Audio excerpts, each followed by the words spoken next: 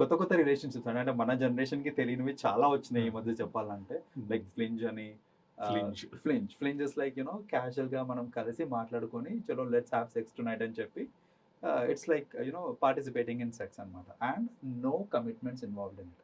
It's not like నేను నిన్ను love చేస్తాను, మనం పెళ్లి చేసుకుందాం ఇవన్నీ కాదు. We are very friends, casual. Very casual. మూవీకి పోయాం వచ్చాం. అదే కైండ్ ఆఫ్ అలాగే. అదొకటి.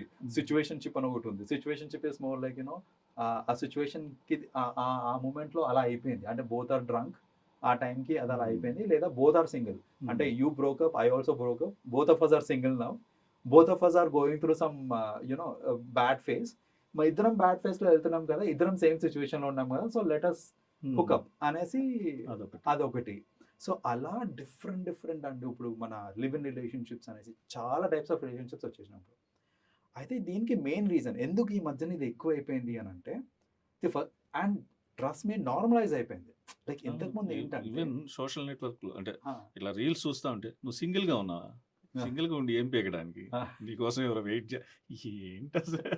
సో అది దట్ ఈస్ వాట్. అంటే నార్మలైజ్ ఎలా అయిపోయింది అనంటే హ్మ్. ఇంతకు ముందండి మామూలు రిలేషన్‌షిప్ అంటే నేను ఎవరినైనా లవ్ చేస్తున్నానంటేనే ఇంట్లోళ్ళకి తెలిస్తే గొడవైపోతది అని తెలియకుండా మాట్లాడటం. మాట్లాడడమే పెద్ద గగనం. అవును. సో, తెలియకుండా మాట్లాడడం, తెలియకుండా కలవటము అంతవరకు ఉండేది.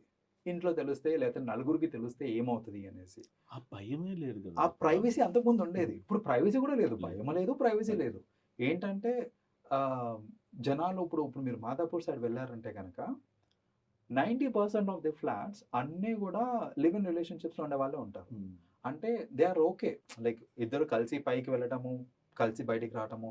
ఇంతకుముందు ఏదైనా రూమ్‌కెళ్ళాలంటే అండి, ఇప్పుడు హోటల్ రూమ్స్‌కి వెళ్ళాలి అనంటే, ఒక కైండ్ ఆఫ్ గిల్ట్ ఉండేది. అవును. లైక్ ఇప్పుడు ఎవరన్నా ఇట్లా ఎవరన్నా నలుగురు అబ్జర్వేషన్స్. చూస్తున్నారా? హ్మ్. అసలు రిసెప్షన్‌లో ఎళ్లి మాట్లాడాలంటేనే అసలు మాటలొచ్చేవి కావు. It's totally different game altogether అది రూమ్‌కెళ్ళాలంటే. ఇప్పుడండి రూమ్స్‌కెళ్ళిన తర్వాత లైక్ ఒక రీసెంట్ కేస్ ఒకటి చూసా నేను. వాడేంటంటే 16 ఇయర్స్ అబ్బాయి, 16 ఇయర్స్ అబ్బాయి, 14 ఇయర్స్ అమ్మాయి వాళ్ళకి రూమ్ ఇస్తలేరనేసి హోటల్‌తోని గొడవ పడుతున్నాడు వాడు. అరే! మీరు మేజర్ కాదురా నేను ఇయ్యనని వాడు. వాడు. సో, అంటే ఇలాంటివి మనం ఎన్నో చూస్తున్నాం మనము. హ్మ్. ఏంటంటే ఈజీ యాక్సెస్. ఇంతకుముందు ఓయో లేదు. ఇప్పుడేంటంటే ఆన్‌లైన్ బుక్ చేసుకోవచ్చు. ఎవరితో మాట్లాడే పని లేదు. ఆన్‌లైన్ బుకింగ్ చేసేసుకొని నా ఐడీ కార్డ్స్ అప్‌లోడ్ చేసేస్తే డైరెక్ట్‌గా రిసెప్షన్ దగ్గరికెళ్తే కీ ఇచ్చేస్తారు.